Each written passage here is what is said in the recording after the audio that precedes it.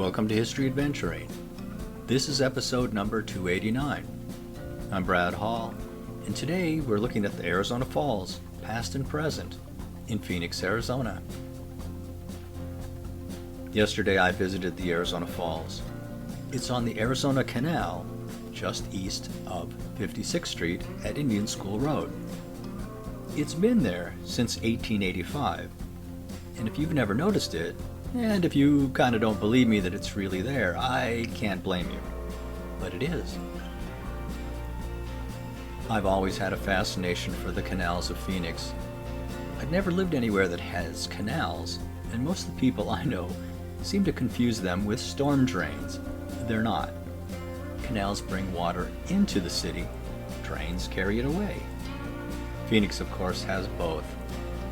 And of course, all cities have ways to bring water in, but it's usually covered up.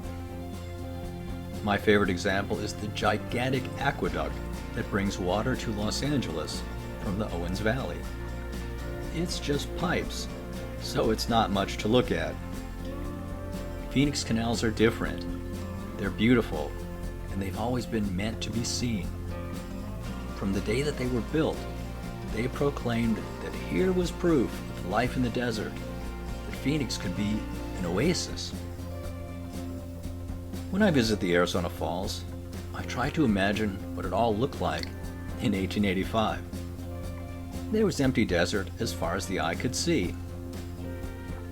And although the desert looked the same then as it does now, people didn't see it as scenic. They saw it as a terrible place, hot and dry. A good place to die, no place to live. And then I imagine it just a few years after the completion of the canal, which goes from way east of Scottsdale to west of where I am right now, in Glendale. And it began the real transformation of the desert into an oasis, because there were trees planted there. Instead of dust, dirt, and sand, there was life, and the trees proved it, marching for miles and miles along the canal.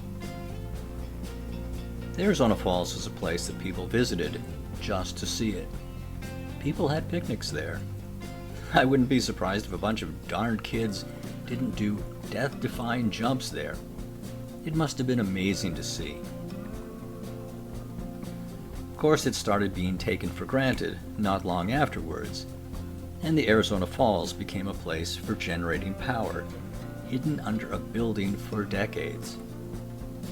Then that building fell into disrepair, and the Arizona Falls became just another backwater, just another place that had once been beautiful, that had been utilitarian, and then forgotten.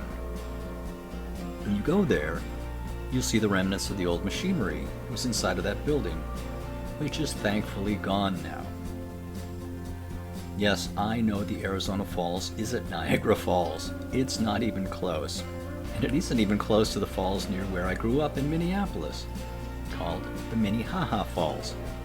The fact that it's even there, right in the middle of the desert, is what amazes me. It's worth a look. This has been History Adventuring. I'll talk to you later.